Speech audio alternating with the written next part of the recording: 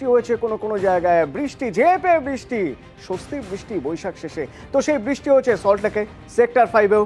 এবার বৃষ্টি তো হয়ে গেল, তারপরে কি হলো ওই দেখুন সেক্টর 5-এর অবস্থা।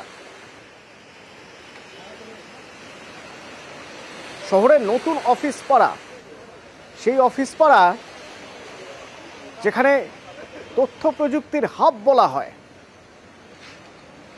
সেই অফিস পাড়ার অবস্থা দেখুন, জল থই থই সেক্টর 5।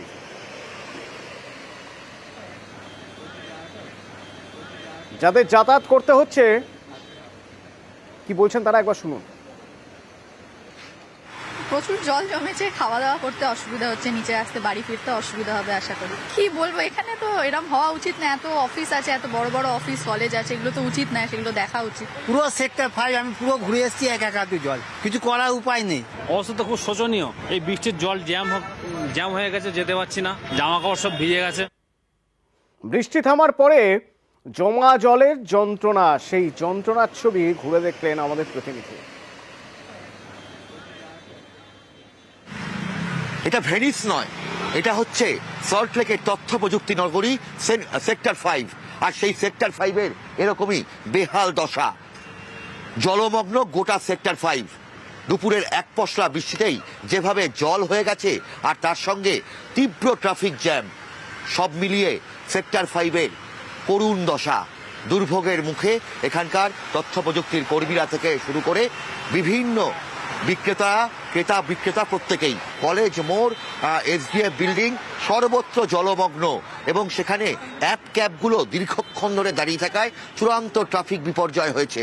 এবং যেভাবে এই জল জমেছে, এখানকার তথ্য প্রযুক্তি কর্মীরা বলছেন প্রত্যেকবার বৃষ্টি হলেই জলমগ্ন হয়ে পড়ে গোটা তথ্য প্রযুক্তি এই শহর। এই দুর্ভোগের মুখে সন্ধ্যায় বাড়ি ফিরবেন কি করে, তাই জন্য প্রত্যেকেই চিন্তিত রয়েছেন। ক্যামেরা সুমন বসুর সঙ্গে অভিজিৎ চন্দ, নিউজ 18 বাংলা, সল্টলেক সেক্টর 5। তো এ ছিল আজ দুপুরে সেক্টর 5-এর ছবি। বিকেল গড়িয়ে সন্ধে হবে, বাড়ি ফিরবে মানুষ, রাস্তায় জ্যাম হবে, তখন যদি জল জমে, হ্যাঁ সে আশঙ্কা উড়িয়ে দেওয়া যাচ্ছে না। তার কারণ আজ আগামীকাল দুদিনই কালবৈশাখীর পূর্বাভাস রয়েছে, যা বিকেলের শেষের দিকে বা সন্ধ্যের পরেই হয়। সাধারণত কালবৈশাখী তো তাই হয়, আর সেক্ষেত্রে 50 থেকে 70 কিলোমিটার বেগে ঝোড়ো হাওয়া সঙ্গে বজ্রবিদ্যুৎ সহ বৃষ্টি। কোথায় কোথায় বৃষ্টি হবে, কি বলছে হাওয়া অফিস জানবো। আমার সঙ্গে রয়েছেন প্রতিনিধি বিশ্বজিৎ। বিশ্বজিৎ, হাওয়া অফিস কি বলছে?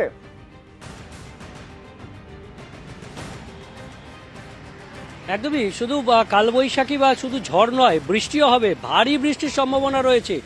উত্তর ও দক্ষিণ 24 পরগনা এবং পূর্ব মেদিনীপুরে যেমন ভারী বৃষ্টির সম্ভাবনা রয়েছে, কিছুটা নদিয়ার দিকেও ভারী বৃষ্টির একটা সম্ভাবনা রয়েছে আজকালের মধ্যে।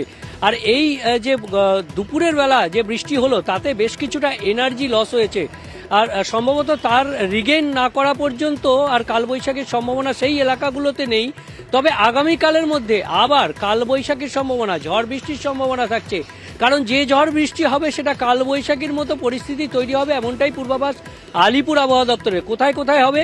কলকাতা, বাঁকুড়া, পুরুলিয়া এবং 2 মেদিনীপুর, 2 24 পরগনা, 2 বর্ধমান, এই জেলাগুলিতে সম্ভাবনা বেশি রয়েছে। তবে দক্ষিণবঙ্গের সব জেলাতেই 50 থেকে 70 কিলোমিটার গতিবেগে দমকা ঝোড়ো হাওয়া। আর আমরা জানি যে 60 কিলোমিটার গতিবেগ এবং 1 মিনিটের বেশি স্থায়িত্ব হলেই কালবৈশাখী ঝড় হয়েছে বলা যায়, এবং নর্থ ওয়েস্টার্লি হতে হবে। এই যে পরিস্থিতি, সেই পরিস্থিতি থাকবে আজ এবং আগামীকাল, এই পরিস্থিতি থাকবে। এবং এই ঝড় বৃষ্টির সম্ভাবনা থাকবে রবিবার পর্যন্ত দক্ষিণবঙ্গে, সেখানে 30 থেকে 50 কিলোমিটার। একবার শোনা যাক বিশ্বজিৎ, হাওয়া অফিস কি বলছে। 9 থেকে 10 তারিখ দক্ষিণবঙ্গে ঝড় বৃষ্টির তীব্রতা কিছুটা বেশি থাকার সম্ভাবনা রয়েছে, বিশেষ করে বজ্রপাতের সম্ভাবনা।